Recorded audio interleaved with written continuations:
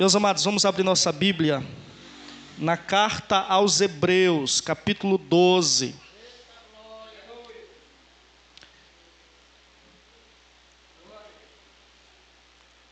Bendito seja o nome de Jesus.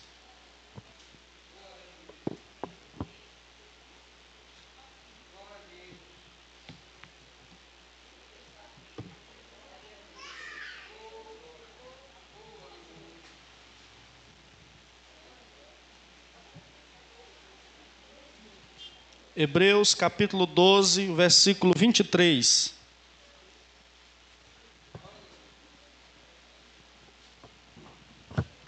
Amém? Glória a Deus.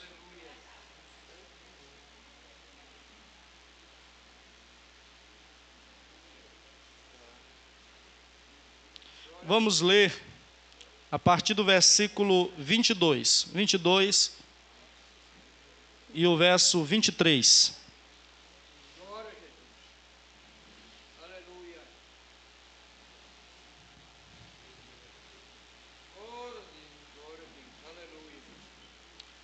Vamos ler, meus irmãos. Está escrito assim: Mas chegastes ao monte Sião e à cidade do Deus vivo, a Jerusalém celestial e aos muitos milhares de anjos, à universal assembleia e à igreja dos primogênitos que estão inscritos nos céus, e a Deus, o juiz de todos, e aos espíritos dos justos aperfeiçoados.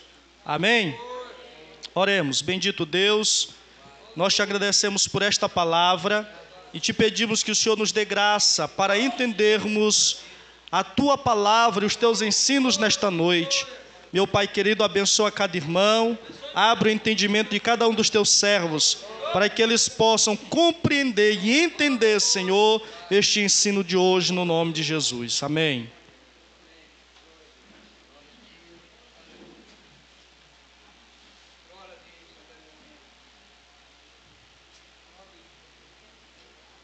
Meus irmãos, os irmãos todos trouxeram o estudo que receberam na quinta-feira passada? Receberam? Quem recebeu, levante assim para cima. Quem trouxe, na verdade?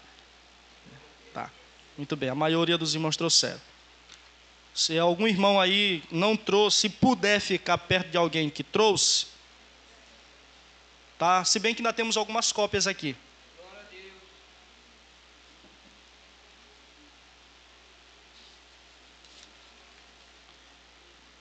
Irmão Lázaro, distribua lá para quem não tem, ó.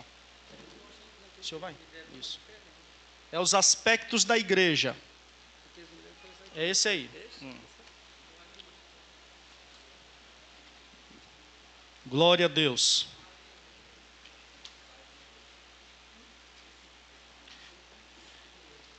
Meus amados, hoje nós estamos no nosso terceiro estudo sobre a doutrina da igreja. No primeiro estudo nós aprendemos sobre a origem da igreja. Falamos sobre a definição da palavra igreja, sobre a natureza da igreja. No segundo estudo, nós demos continuidade sobre a origem da igreja, falando sobre a fundação da igreja. E hoje estaremos falando sobre os aspectos da igreja de Deus. Amém? Nós temos lido um texto aqui na carta aos Hebreus, que nos trata de uma exortação à santidade. E essa exortação à santidade começa no versículo 12, aonde o escritor aos Hebreus vai exortar os cristãos a permanecerem na fé. E um dos motivos que o escritor vai dar para que nós permaneçamos na fé é que nós fomos alvos de um grande privilégio dado por Deus. ele vai dizer que nós fazemos parte do grande projeto de Deus, que é a igreja. Ele vai dizer que, eu vou fazer até uma comparação com Moisés. Ele vai dizer: olha, Moisés, quando estava lá no monte, ele viu a glória de Deus e ele ficou espantado com o tamanho da glória que ele viu. Mas o escritor vai dizer: vocês que são a igreja, foram e chegaram mais longe do que Moisés. Ele vai dizer: vocês chegaram ao Monte Sião, a cidade do Deus vivo, a Jerusalém celestial e aos muitos milhares de anjos. Vocês chegaram à universal assembleia e à igreja dos primogênitos que estão inscritos nos céus. Olha só o que o escritor está dizendo. Está dizendo: olha, você faz parte da igreja.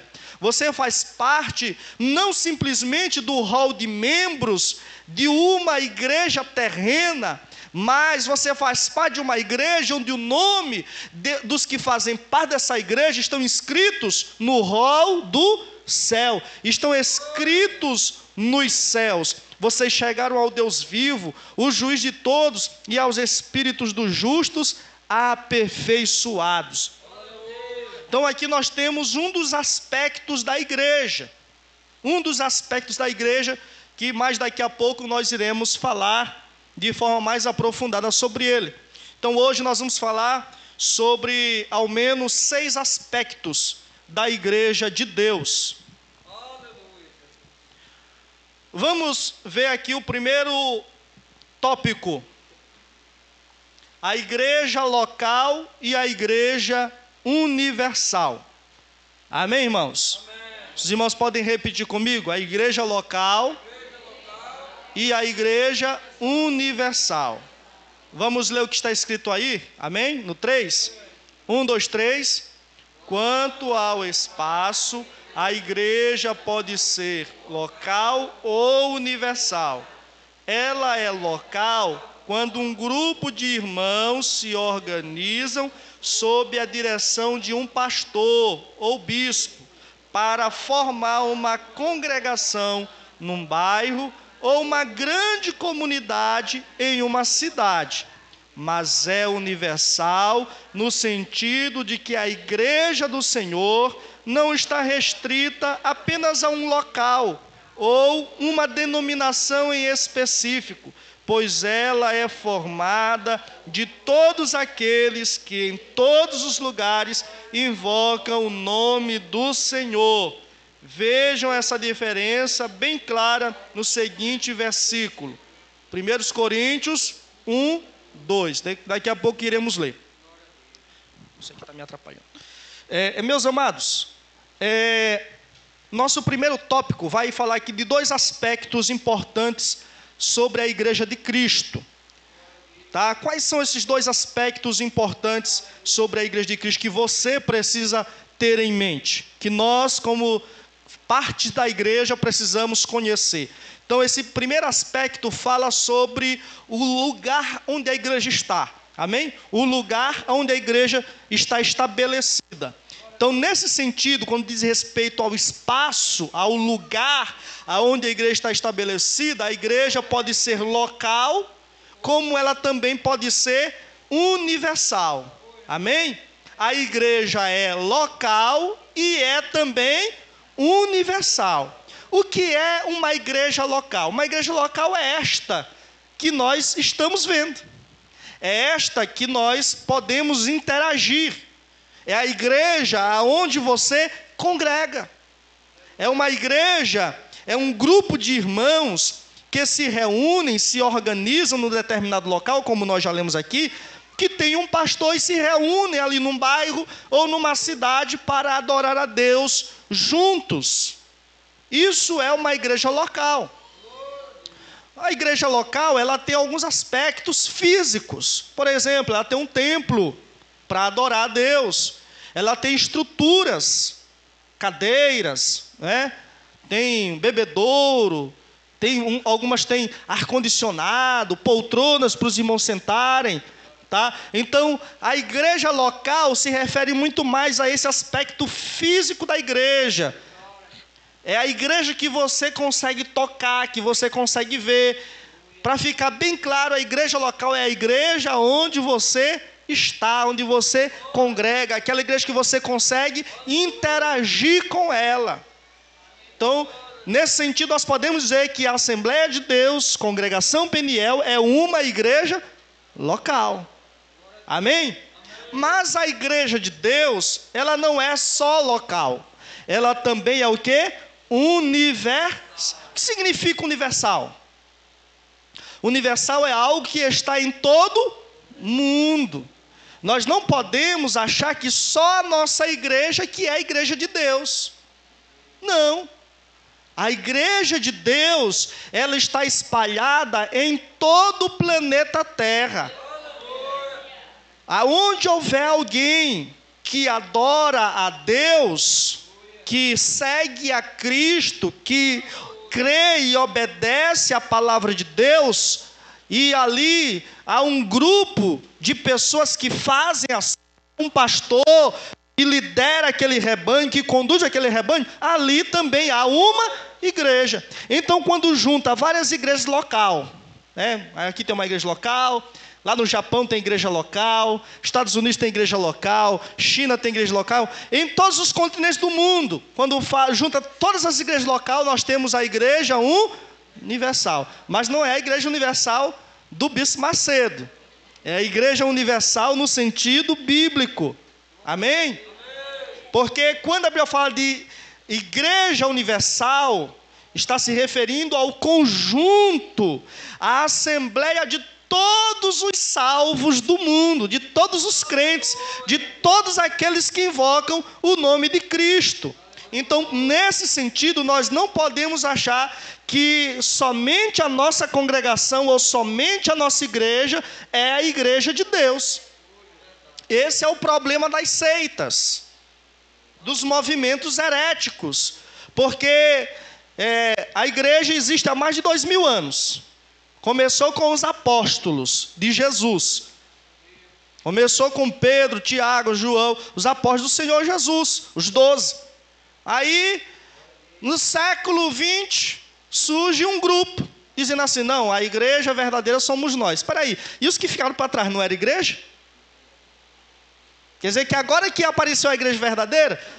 Não, irmãos. Aonde houver alguém que crê na palavra de Deus, que obedece à palavra de Deus, que realmente aceitou Jesus como Salvador, onde houver um grupo de pessoas que se reúnem em torno de Cristo para dar culto ao seu nome, ali há uma igreja de Deus, independentemente de qual seja a placa que está lá. Mas se ali eles invocam o nome do Senhor e cultuam a Deus e obedecem a Deus, ali há uma igreja. Então, nesse sentido, a igreja ela é o quê? Universal. Universal. Vamos ler para nós entendermos aqui esse versículo, 1 Coríntios 1, 2.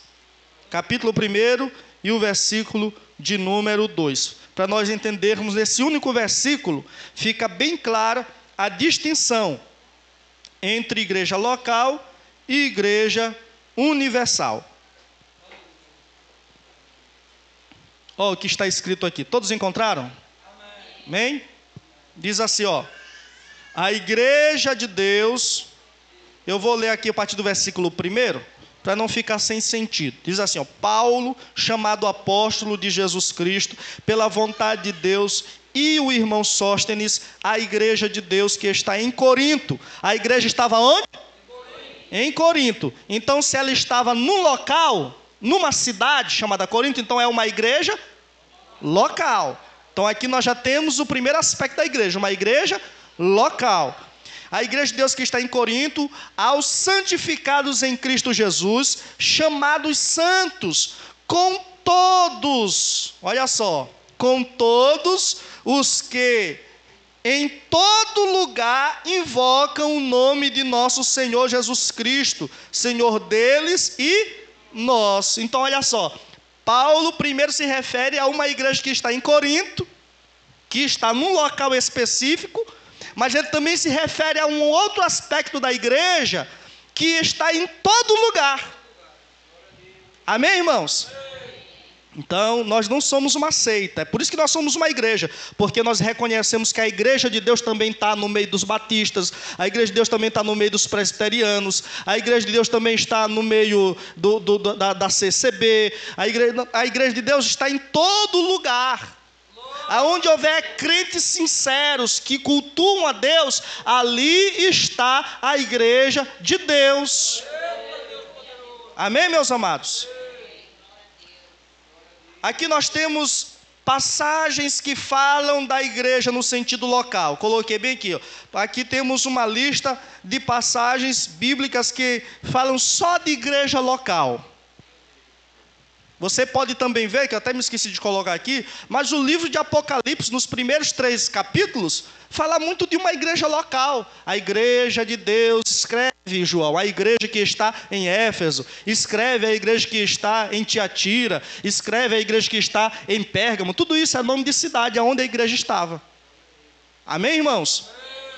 Então a igreja ela tem esses 2 aspectos. A igreja, ela é local também.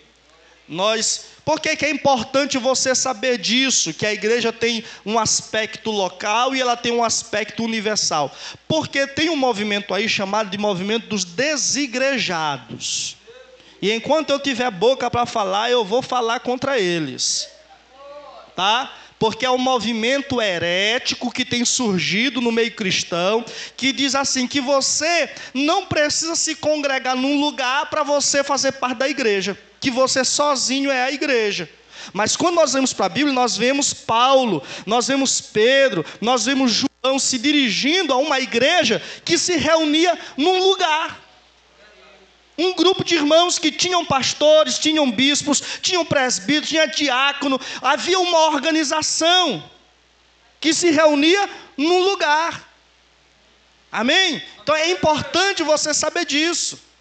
É importante. A igreja local, ela é a expressão física. Grave isso. Você pode dizer comigo, diga assim, a igreja local é a expressão física da comunhão dos salvos.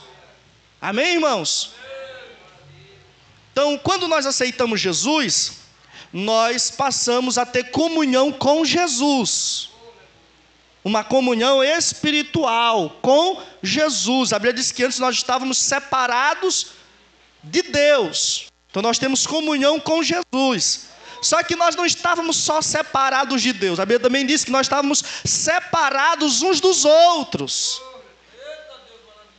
Não foi isso que o pecado gerou na humanidade? Lembram lá no jardim, quando Adão e Eva pecaram? Primeira coisa que aconteceu foi a desavença entre eles dois. O Senhor chamou eles. Adão, o que aconteceu? Você disse, Senhor, foi a mulher que tu me deu. Começou a desavença bem ali, porque o pecado ele gera desunião no meio do povo. Mas quando Jesus nos salvou, além de Ele nos religar com o Pai, através da salvação, Ele também nos religa uns com os outros. E é aí que nasce a igreja. A igreja é um sinal físico, é a expressão física de que agora não há mais separação entre aqueles que são salvos. Amém, amados? E eu até disse aqui no culto passado, não lembro se foi no culto passado, culto retrasado, de que é muito importante nós termos uma igreja para congregar. Porque um irmão que não tem uma igreja para congregar, ele é como um graveto tirado do meio da fogueira.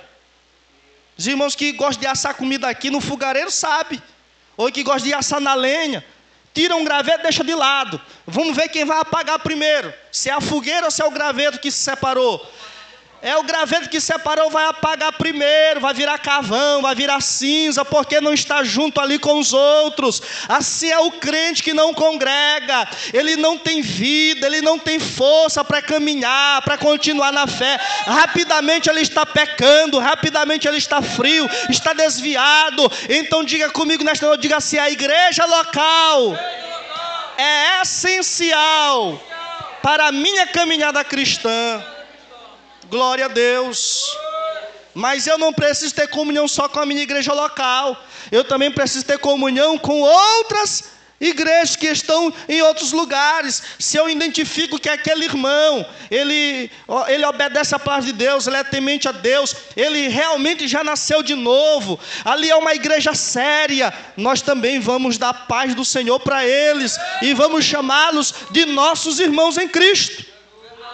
Amém, meus amados?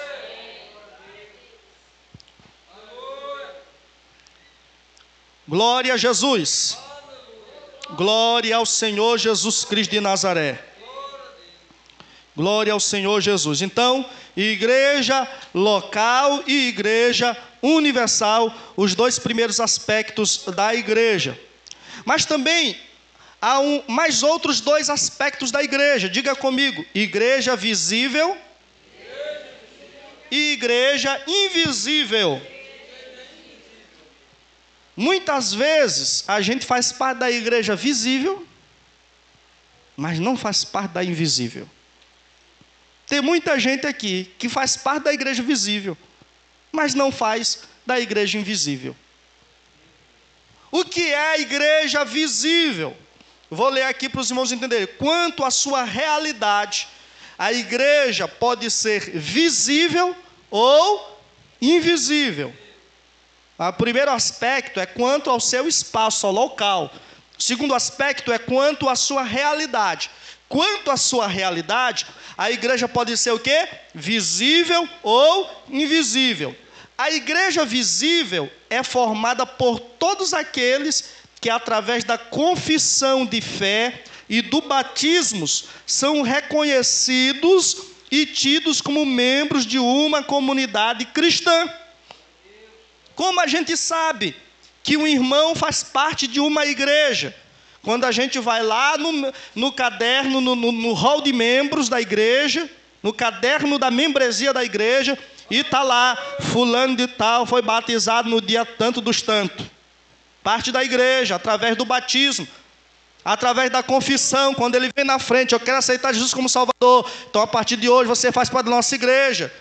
Ali você está vendo com os seus olhos de que aquela pessoa decidiu abraçar o evangelho e fazer parte de uma igreja. Então a igreja visível é aquela que você consegue contemplar com os seus olhos. A igreja visível é a expressão física da comunhão cristã. Então aqui a igreja visível está muito associada à igreja local. É quase a mesma coisa. Tá? No entanto, sabemos que nem todos os que foram batizados nas águas ou fazem parte de uma congregação são de fato salvos em Jesus. Nem todo mundo que se batiza é salvo. Nem todo mundo que frequenta uma igreja é salvo. Nem todo mundo que participa da ceia é salvo. Aquele que você vê participando da ceia, aquele que você vê se batizando, faz parte da igreja visível. Mas há um outro aspecto da igreja. Há um outro aspecto da igreja, que é a igreja invisível. A igreja invisível, meus amados irmãos, é formada somente por aqueles que já nasceram de novo, que passaram pelo processo da regeneração. Tem muita gente que já foi batizada nas águas, mas nunca nasceu de novo. Eu conheço aqui todos os irmãos que já se batizaram nas águas, como aqueles que nunca se batizaram. Mas somente Deus sabe quem realmente nasceu da água e do Espírito. Somente Deus sabe quem realmente nasceu de novo. Pelas atitudes de um irmão, pelos frutos que ele dá, ou que ela dá para saber, ter uma ideia se ele realmente é um salvo ou não. Mas somente Deus, com toda a convicção, no dia do arrebatamento da igreja, é que vai revelar quem realmente faz parte da igreja invisível. Então a igreja visível é aquela que você vê. A igreja invisível é aquela que somente Deus conhece. Quem é que faz parte da igreja visível? Aqueles que já confessaram a Jesus publicamente e se batizaram nas... Quem é que faz parte da igreja invisível? São aqueles que já nasceram de novo, que somente Deus conhece. Uma pergunta aqui, meus irmãos. Você faz parte de qual das duas igrejas? O teu nome está inscrito só aqui embaixo ou também está escrito lá em cima? Por que é importante nós sabermos disso? Para que a gente não fique enganado. Tem gente que acha que vir à igreja, que congregar regularmente, é salvo-conduto para ele chegar no céu. Ele está igual o católico. O católico participa da missa porque no catolicismo, para você ser salvo, você tem que participar dos sacramentos. E lá eles têm 7 sacramentos. Sacramento do sagrado matrimônio, sacramento da confissão, sacramento do santo batismo, sacramento da eucaristia, o sacramento da ordem, e por aí vai. São 7 sacramentos. E o cristão verdadeiro, para eles lá, para ser salvo, tem que passar por todos esses sacramentos. Se não passar por todos, a salvação dele está incompleta. Então tem crente que ele se converteu a Jesus, veio do catolicismo, mas a mentalidade católica permaneceu nele. O coração católico está dentro dele. E ele não quer obedecer a Deus, ele só quer ir para a igreja. Ele acha que só vir para a igreja vai resolver o problema da salvação dele. Não, senhor! Se você não nascer de novo, se o teu nome não estiver escrito no livro da vida, você não pode herdar o reino de Deus. Você pode fazer parte desta congregação, mas no dia do arrebatamento da igreja, o que vai contar é se o teu nome está escrito lá em cima. Glória a Deus. O texto de Hebreus que nós lemos, meus irmãos, é muito claro. Veja o que o texto diz: mas chegaste ao monte Sião, à cidade do Deus vivo, e a Jerusalém celestial, e aos muitos milhares de anjos, e a universal assembleia, a igreja dos primogênitos, que estão inscritos nos céus. Inscritos nos céus. Aleluia! Bendito seja o nome do Senhor. Uma vez eu estava na secretaria, uma irmã chegou me dando um recado de outra irmã. Fizeram uma entrada lá um dos pré-congressos, e aí outro irmão estava fazendo a abertura lá, o cerimonial, e a irmã achou que era eu que estava fazendo, mas não fui eu, meu. Foi outro irmão lá que estava fazendo a abertura, e o irmão, quando foi citar a irmã na abertura, não chamou ela de missionária. Não chamou ela de missionária, chamou ela apenas de supervisora. Aí a irmã pensou que era eu que tinha feito a abertura. No outro dia, a irmã que trabalha comigo chegou me dando esse recado dela. Digo: olha, a irmã fulano de tal mandou um recado para ti, que quando tu for fazer cerimonial, para tu colocar a função dela direito, porque ela é uma missionária.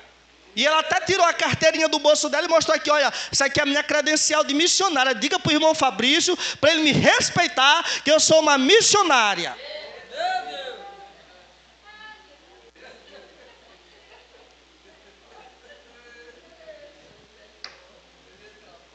Aí eu respondi assim: irmão, diga para ela que eu pensava que ela era uma irmã da igreja. Mas diga para ela que não foi eu que fiz o cerimonial. Um pastor, uma vez, o irmão chamou o pastor de irmão. Ei, irmão fulano de tal, me respeita que eu sou pastor. Não é irmão não, porque é pastor, não é irmão. Porque é missionário, não é irmão. Aí fica exibindo a credencial. Não, porque eu sou da igreja fulano de tal. Não, porque o meu cargo é tal na igreja. Meu irmão, Deus não está querendo saber disso. Deus quer saber se o teu nome está no céu. Não, porque eu sou não sei o quê. Os discípulos de Jesus chegaram muito entusiasmados. Jesus mandou eles para uma missão. Quando eles voltaram: Senhor, em teu nome, até os demônios se nos submetem.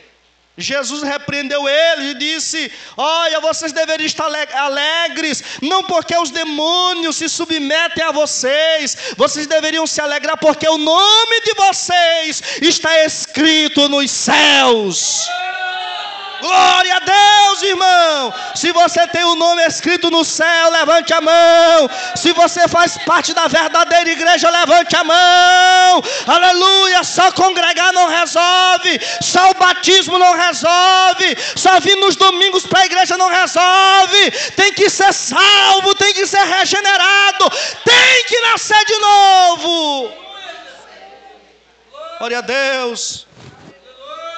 A Bíblia diz no Evangelho de Mateus que no dia da vinda do Senhor, muitos irmãos vão se apresentar ao Senhor, dizendo: Senhor, tu te lembra de nós, Senhor?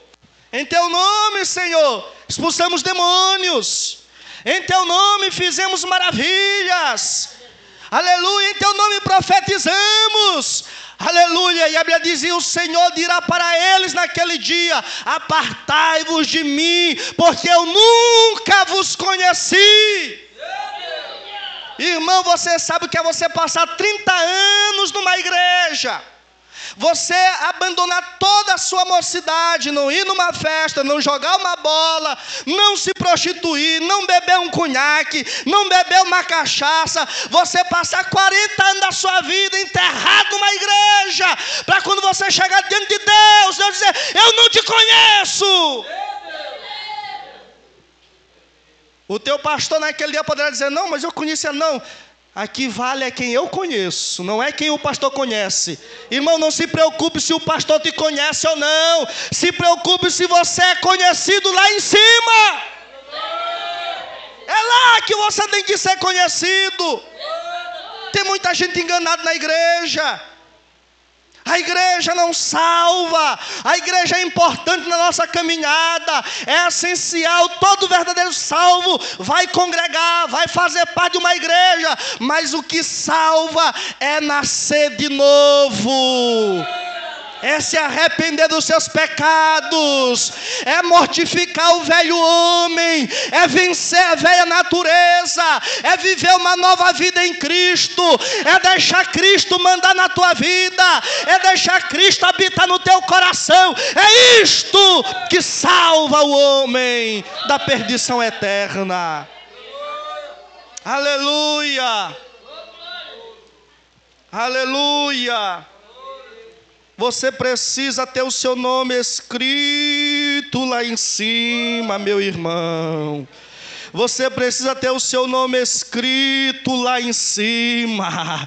Todos os dias você tem que se levantar da sua cama com esta preocupação: será que o meu nome ainda está lá em cima? Será que o meu nome ainda está escrito lá em cima? Será que Deus ainda me conhece? Oh, faz tanto tempo que eu não oro. Será que Deus ainda se lembra de mim? Será que Deus ainda me conhece? Será que Deus ainda conhece a minha voz? Deus, aleluia, está preocupado com a tua salvação. Aleluia. Tem gente que faz questão de dizer: irmão, me respeita que eu tenho 30 anos de igreja. Irmão, eu não quero saber se tu tem 30 anos de igreja, eu quero saber se tu é um salvo. Tempo de crente não salva. Tempo de crente não salva. O que salva é a verdadeira conversão. É isso que salva a tua alma da perdição eterna. Por isso, não se preocupe só em bater ponto na igreja. Tem gente que se preocupa com isso, só em bater ponto na igreja, porque o dirigente cobra. Não, eu tenho que ir, senão o dirigente vai ficar me cobrando, o pastor vai ficar me cobrando. Aí ele se preocupa em vir para a igreja só para mostrar que ele está vindo, só para mostrar que ele está presente. Às vezes para dizer: olha, eu me congrego mais do que tu. Mas, meu irmão, isso não...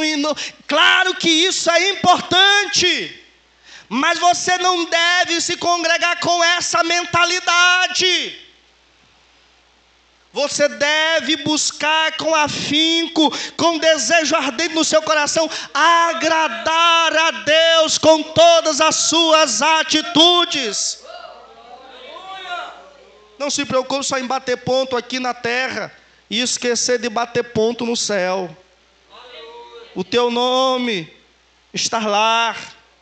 O teu nome, irmão, Escrito está no céu. Você pode dizer para o seu irmão aí, pegue na mão dele, alegre o coração dele, diga assim: irmão, te alegra, o teu nome está escrito no céu. No dia que tu te entregou para Jesus, um anjo escreveu o teu nome com uma caneta de ouro lá no céu, e o diabo não pode tirar de lá.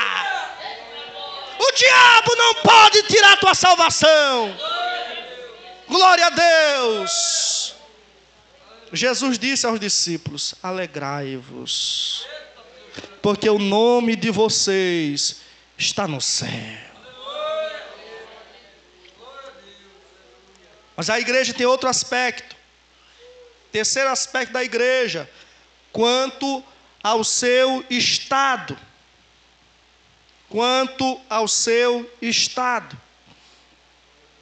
Quanto ao seu estado, a igreja pode ser militante ou triunfante. A igreja militante é aquela que ainda está na terra, batalhando contra o pecado e as hostes do mal. A igreja triunfante são todos os crentes que já estão na presença de Deus, desfrutando do gozo celestial. Quando a gente fala da igreja militante, nós não estamos falando de uma igreja que faz campanha política. Não, porque hoje se concebe essa ideia que o militante é aquele que vai militar a causa de um político. Não, a causa que a igreja milita é a causa do reino dos céus.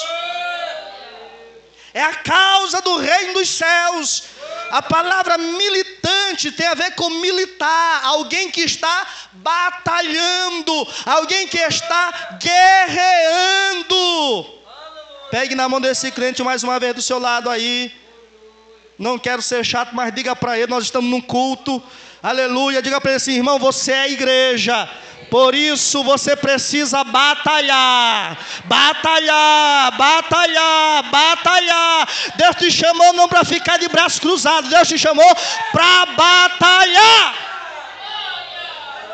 A igreja só vai parar de batalhar quando nós chegarmos no céu. É lá que vai cessar a nossa guerra, irmã Val. Mas enquanto nós estivermos aqui, nós temos que batalhar todo dia, toda hora, contra o pecado e contra as hostes do mal. Aleluia!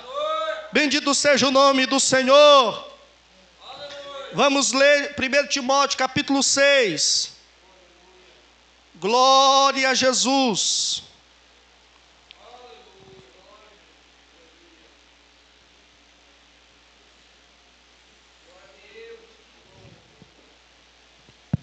Timóteo 6, versículo 12 ao 14. Olha o que Paulo vai dizer a Timóteo aqui. Milita a boa milícia da fé, toma posse da vida eterna, para a qual também foste chamado. Olha só o que Paulo está dizendo para Timóteo. Ó Timóteo, tu foste chamado para a vida eterna. Deus preparou a vida eterna para ti. Mas tu, Timóteo, precisa o quê? Tomar posse dessa vida eterna. Milita a boa milícia da fé, toma posse da vida eterna, para a qual foi chamado. A ideia aqui, irmão, é a mesma ideia de Josué com a terra prometida. Os irmãos lembram que Deus disse para o povo de Israel: olha, essa terra que mana leite e mel, eu vou dar para vocês e para vossos filhos. Os irmãos lembram disso? E quando chega no livro de Josué, nós temos lá Deus mandando Josué se levantar. Te levanta, Josué, seja forte e corajoso, te anima, passa esse Jordão, tu e todo o teu povo, e toma posse, Josué. Eu já dei para vocês, eu disse que eu ia dar, mas toma posse, Josué, da terra que eu jurei que ia dar aos vossos pais. Eu já dei, mas você precisa tomar posse. É isso que Paulo está dizendo para Timóteo. Olha, Timóteo, tu já tem a vida eterna, Deus já te deu, mas tu precisa batalhar para não perder a vida eterna. Alguns irmãos se convertem e pronto, tá bom, ele acha que a vida cristã dele, a única coisa que ele tem que fazer na vida cristã dele é chegar diante da igreja, no altar da igreja, dobrar o joelho e confessar Jesus. Ele, pronto, bem, tá bom, já fiz tudo que ia fazer. Não, senhor. partir daquele momento, você vai começar uma guerra diária contra o pecado, contra o inferno, contra os demônios, contra o mundo e contra você mesmo. E é por isso que algumas pessoas não resistem, não permanecem na igreja, porque muitos líderes não ensinam isso. Não mostram para os seus liderados, para as suas ovelhas, que eles vão entrar numa guerra. Não, aqui está tudo ok, aqui é Mari Rosa e tal. Não, aqui não é o céu, aqui é a igreja. E a igreja é um exército que está em marcha, que está em guerra. Jesus disse, as portas do inferno não vão prevalecer contra vocês. Vocês vão derrubar as portas do inferno. Vocês estão em guerra. Glória a Deus. Glória a Deus. Irmão, guerra não é fácil. Agora eu estava observando, vai para 8 meses de guerra na Ucrânia. 8 meses. Rapaz, o país encravado é a Ucrânia. Desse tamaninho, sem nenhum poder bélico contra a Rússia, o segundo exército mais poderoso da terra, mas está lá a Ucrânia resistindo, aleluia. E pelo que eu estou vendo, a Rússia já está recuando, sabe por quê? Porque aquele país decidiu batalhar por aquilo que é deles. Porque muitos crentes não resistem, porque no meio da guerra, o diabo faz bu, ele já está desmaiando no chão e correndo.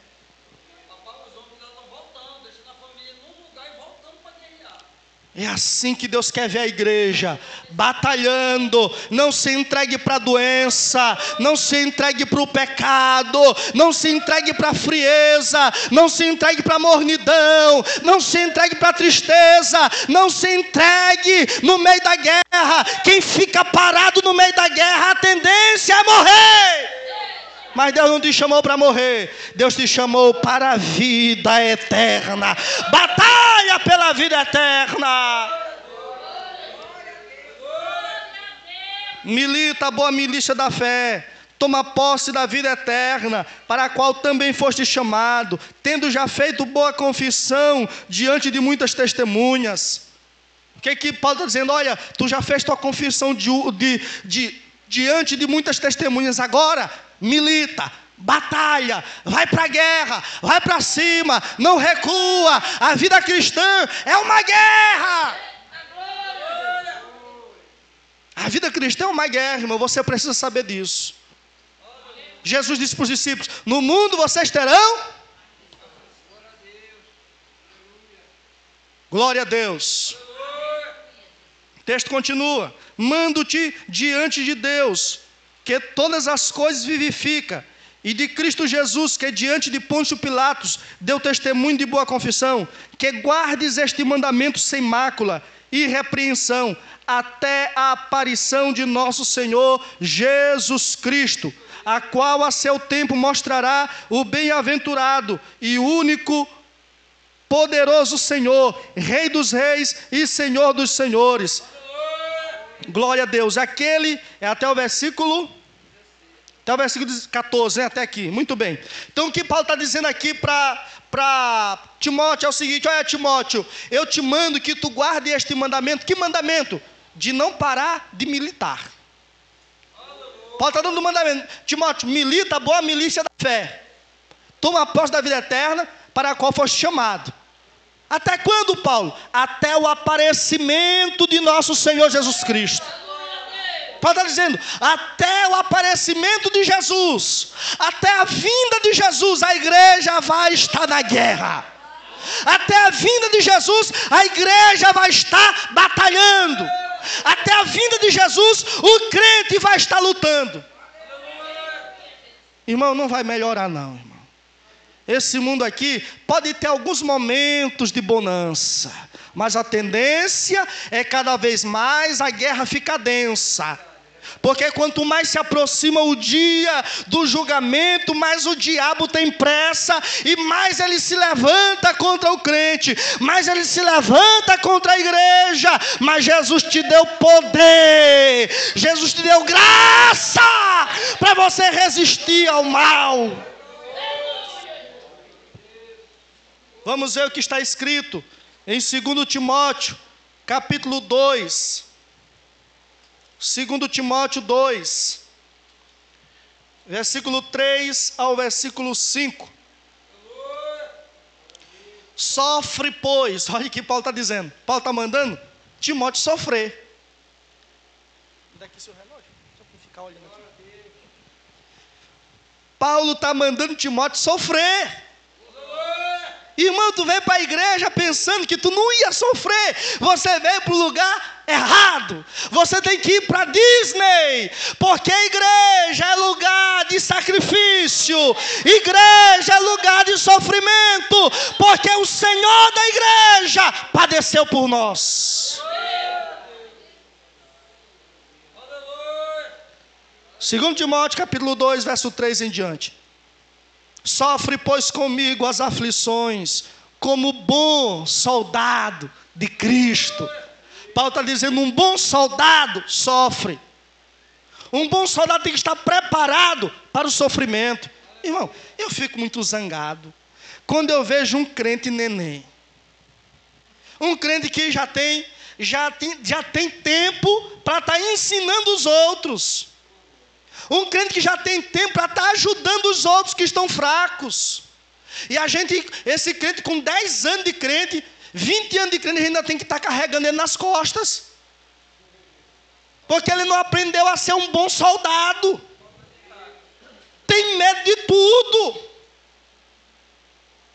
Quando vem a prova, ele se desmancha como manteiga perto do fogo. Não suporta uma privação, não sabe passar fome, não sabe passar luta. Mas Paulo está dizendo para nós, sofre as aflições comigo. Paulo está dizendo, Timóteo, tu não é o único que sofre. Sofre comigo, eu também estou sofrendo, Timóteo. Sofre comigo as aflições, como bom soldado de Cristo Jesus. Olha o que ele vai dizer, versículo 4. Ninguém que milita se embaraça com o negócio desta vida, a fim de agradar aquele que o alistou para a guerra. Olha o que Paulo está dizendo. Ninguém que está na guerra, militando, batalhando, deve ficar embaraçado com as coisas dessa vida. O que é algo embaraçado? Os irmãos já viram uma galinha embaraçada? Uma galinha embaraçada, ela fica olhando para todo lado assim, procurando para onde ela vai correr. Isso é uma pessoa embaraçada. Ela fica assim, ela não tem foco. Uma pessoa embaraçada é alguém que não tem foco. Paulo está dizendo, Timóteo, já que tu é um soldado, tu é um crente que está na guerra, tu tem que manter o foco, senão tu vai morrer no meio da guerra. Quem está na guerra tem que ter alvo, tem que saber onde quer chegar, senão ele morre. Ninguém que milita deve se embaraçar com os negócios desta vida. Sabe por quê? Tem muitos crentes que não duram na igreja, porque ele está na igreja, mas ele quer flertar com o mundo. Ele se embaraça, está na igreja, mas o São João ainda chama a atenção do coração dele. Ele está na igreja, mas quando ele ouve a batida do funk, o pezinho dele ainda dança. Ele está na igreja, mas ele não consegue, se passar alguém fumando perto dele, ele fica louco, alucinado. O cigarrinho, o cheirinho, ainda mexe com as narinas dele.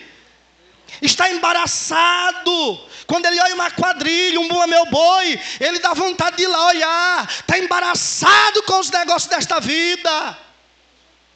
O coração dele ainda está enraizado no mundo. Arrisca Jesus vir e ele ficar, porque ele ainda está plantado no mundo.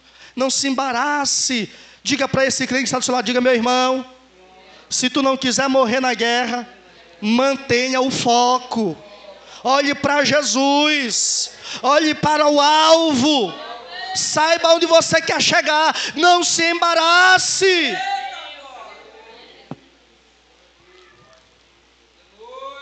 Ninguém que milita pode se embaraçar com os negócios desta vida, a fim de agradar aquele que o alistou para a guerra. Você está alistado para a guerra. Irmão, que dia foi isso? No dia que tu dobrou teu joelho e disse assim: eu quero aceitar Jesus. Nesse dia, o teu nome foi registrado na junta do céu para batalhar na guerra do reino de Deus.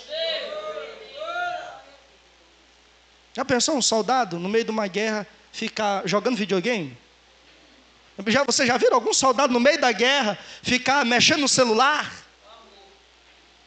Você já viram um soldado no meio da guerra ficar ali telefonando? Ficar brincando com outro? Não, eles sabem porque eles estão na guerra. Eles sabem onde eles querem chegar. E onde é que eles querem chegar? Eles querem a vitória. E se alguém também milita, não é coroado, se não militar legitimamente. Diga para o irmão do seu lado, diga assim: a coroa só vem no final da guerra. Fico pensando, olha uns irmãos aí querendo se desviar à toa. Eu estou pensando em me desviar, irmão. Por quê, irmão? Jesus te fez alguma coisa? Não, porque as coisas lá em casa estão difíceis. E Jesus é culpado? Não, quer me desviar. Por quê?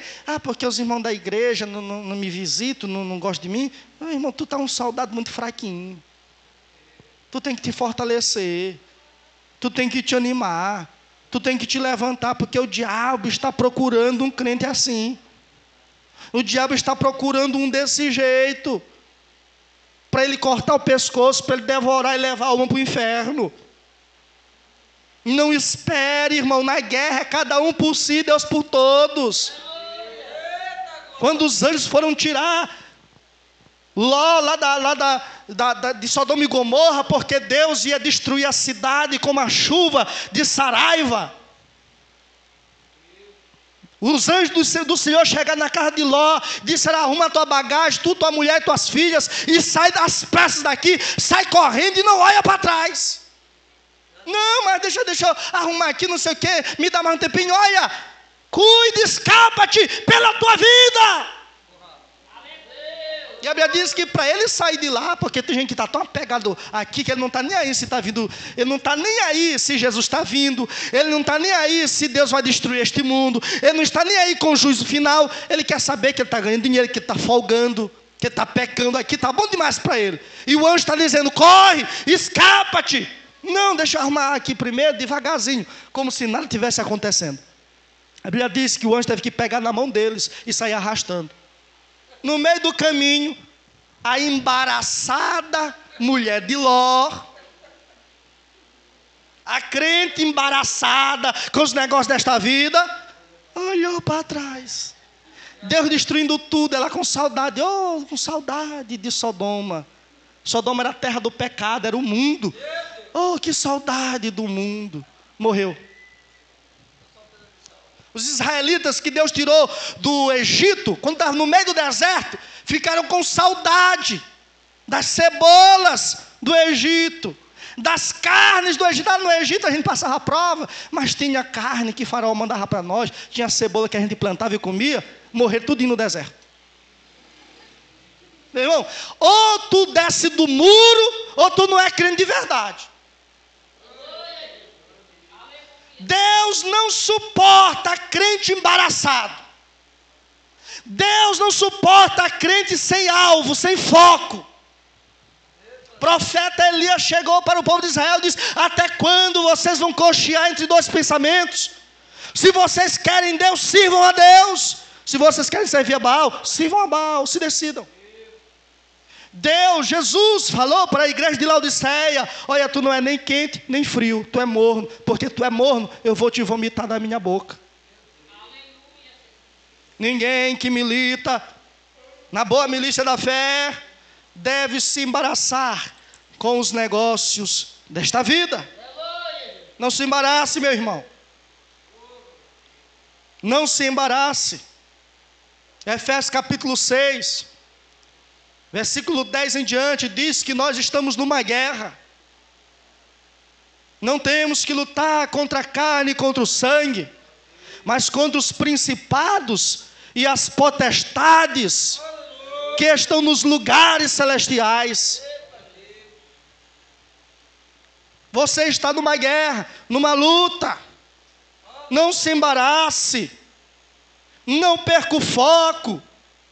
A igreja não é um hospital. Não sei quem inventou isso. Nós temos que tratar todo mundo bem, porque a igreja é o hospital de Deus. Nunca vi isso na Bíblia. De que a igreja é hospital? A igreja não é hospital. A igreja é um exército. A igreja é para quem tem coragem. É para quem tem foco. Para quem tem determinação. E quando eu sair daqui da Peniel, eu quero deixar essa mentalidade em vocês. A mentalidade que vocês não podem depender de que alguém fique arrastando vocês para servir a Deus. Eu quero deixar na mentalidade de vocês a determinação de se agarrar a Cristo, independentemente de qual seja a prova, de qual seja a doença, de qual seja a limitação, de qual seja o problema. Nada pode tirar o teu foco. Nada pode tirar o teu alvo. A gente percebe uns irmãos assim tão fraquinhos. A gente está pregando uma coisa tão séria no púlpito, ensinando uma coisa tão séria. Aí passa uma criança arrastando um saco na igreja. O irmão já tira o foco. O irmão já se embaraça com aquele menino que está arrastando um saco. A gente está num culto tão maravilhoso. A graça de Deus está caindo, a palavra de Deus está sendo pregada, Deus está falando. Um menino amassa um copo de plástico. O irmão já deixa de ouvir a palavra e já presta atenção no menino. Está embaraçado. Perde o foco com tudo. Não perca o foco, meu irmão. Entra no culto aqui.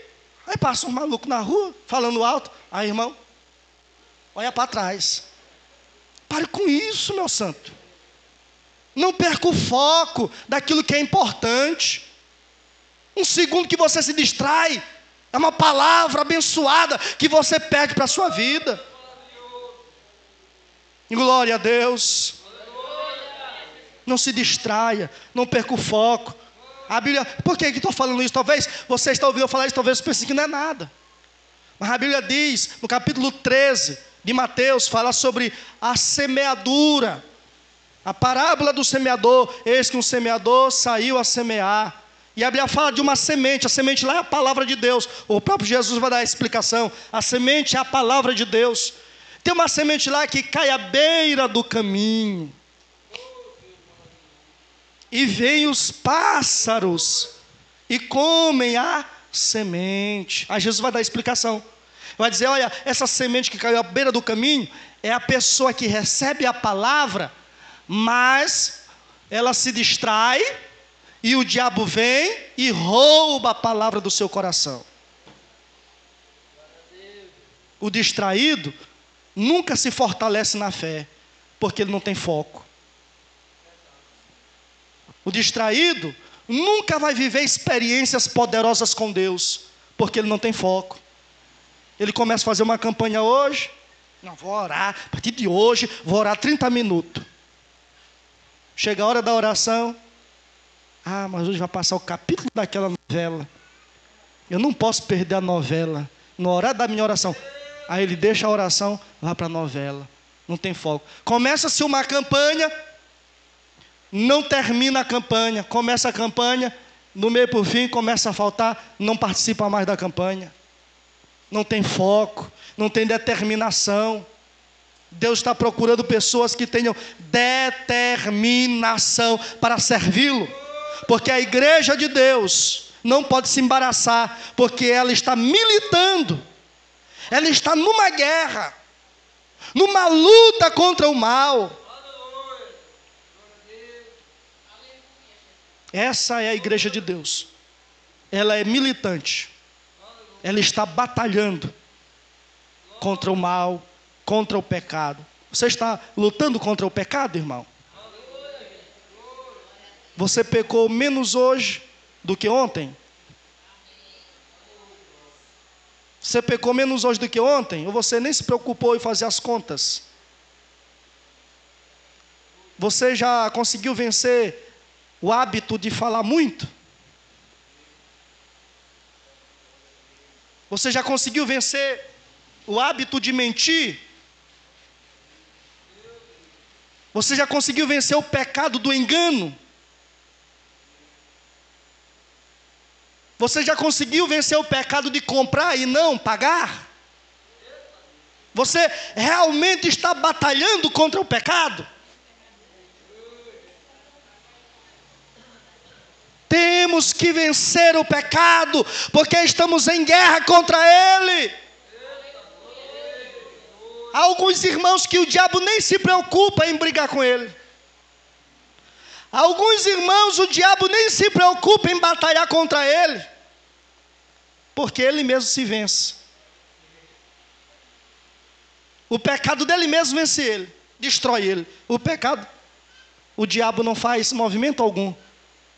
Nem se preocupa com alguns irmãos, porque eles não dão trabalho nenhum para o diabo. Há irmãos que estão na igreja e não fazem nada na igreja. Não se envolvem com a igreja. Não se preocupam com os projetos da igreja. Nunca evangelizaram, nunca discipularam alguém, nunca visitaram alguém. Vocês acham que o diabo vai se preocupar em lutar contra esse irmão? Me respondam. Vai para cá. Não fique com vergonha não. Se não é contigo a palavra, fique tranquilo. Dê glória a Deus. Eu estou falando porque Deus está mandando eu falar. Glória a Deus. Há irmãos que o diabo não está nem aí para ele, porque ele não dá trabalho nenhum para o diabo. Na verdade, às vezes tem irmãos que até ajudam o diabo. Há crentes na igreja que ajudam o diabo a batalhar contra a igreja. Glória a Deus. Por que os irmãos não dão mais glória a Deus? A palavra de consolação vem de Deus, e a palavra de correção também vem dele. Glória a Deus. Irmão, olha só, vamos pensar aqui. Você não batalha contra o seu pecado. Você está pecando à torta e à direita, e você não se preocupa em vencer esse pecado. Desde quando você se converteu, 10 anos, 30 anos, 20 anos, 5 anos atrás, 2 anos, que você comete os mesmos pecados de antes. Nada mudou na sua vida. Você está numa igreja, você não coopera com essa igreja. Você não se envolve com essa igreja. Você não se envolve nos projetos dessa igreja. Você não evangeliza. Você não discipula nenhum novo convertido. Quando chega um novo convertido à igreja, você até arrebita o berço. Chega um novo convertido na igreja, às vezes está mal vestido, mas quem fica espiando com o olho em cima, em vez de ajudar, estender a mão, ir lá na casa dele, visitar, passa perto do novo convertido, não dá paz do Senhor. Tu acha, irmão? Tu acha que o diabo está preocupado contigo? Tu acha que você está dando algum trabalho para o diabo? Não está, meu irmão. Não está. O diabo, não, esse aí não cheira e não fede. Esse aí não cheira e não fede. Esse aqui não é galinha nem peixe. Esse aqui eu vou mexer com outro. Esse aqui já está morto mesmo. Esse aqui já está me ajudando. Você não pode ser assim. Você tem que ser alguém que dá trabalho para o inferno. Deus te chamou para batalhar. Você não pode ser um covarde. Você não pode ser um frio, um morno na igreja. Quando eu digo de frio e morno, eu não estou falando de irmãos que são mais calados, não. Porque cada um adora a Deus da sua forma. Estou falando de pessoas que não se preocupam com nada do reino de Deus. Vivem a sua vida só como frequentadores de igreja. A igreja de Deus, ela é militante. Ela milita contra quem? Contra o pecado, contra o mundo e contra o inferno. Amém, irmãos?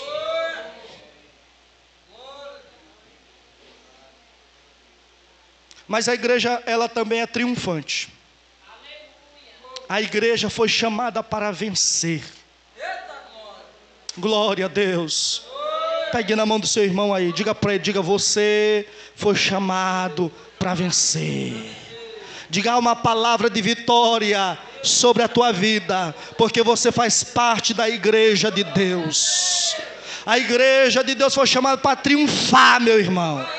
Aleluia. O texto que nós lemos no início, Hebreus, diz que nós fazemos parte daqueles que já estão com seus espíritos aperfeiçoados, que já estão na presença de Deus. Aleluia! Jesus disse: tenham bom ânimo, porque eu venci o mundo. Jesus disse: como vocês guardaram a palavra da minha perseverança, também eu guardarei vocês da hora da tentação que há de vir tentar todos os habitantes da terra. Jesus disse: guarda o que tu tens, para que ninguém tome a tua coroa. Jesus está dizendo: tu já tem uma coroa, já tem uma coroa guardada para você. Agora milita, batalha, trabalha, para você não perder a tua coroa. Ah, irmão, Paulo desejava já estar com Cristo, porque quem está na presença de Jesus já está em um momento de triunfo, já venceu todas essas guerras. É por isso que nós todos os dias temos que acordar com um desejo de Jesus voltar logo. Na igreja primitiva, os discípulos de Jesus se cumprimentavam dizendo Maranata um para o outro, quer dizer, ora vem Senhor Jesus. Esse tem que ser o anelo da igreja, esse tem que ser o desejo da igreja. Nós estamos aqui guerreando, estamos batalhando, mas o nosso desejo é a vinda do Senhor, porque na vinda dele nós triunfaremos contra o pecado, contra o mundo, contra a morte, contra o inferno. Glória a Deus, glória a Deus, glória a Deus. A Bíblia diz que ante a última trombeta, os nossos corpos serão transformados em corpos incorruptos, em corpos imortais, aleluia, em corpos gloriosos. E a Bíblia diz assim: quando isto que é mortal se transformar na imortalidade, quando o nosso corpo que é corruptível se revestir da imortalidade, então cumprir-se a palavra escrita: tragada foi a morte na vitória. Onde está a morte? A tua vitória. Onde está o inferno? O teu aguilhão. Muito em breve a igreja vai dar este brado de vitória. Jesus está vindo, irmão. Oh, segura firme, segura firme, segura firme, segura firme. Não corra da batalha, não corra da guerra. Jesus está voltando para levar o seu povo. Bendito seja o nome do Senhor Jesus para sempre. Glória a Deus, glória a Deus. Você é um vitorioso. A vitória é tua, a terra prometida está garantida, aleluia, a coroa está garantida. Agora é preciso continuar lutando, batalhando, guerreando, todos os dias, todos os dias.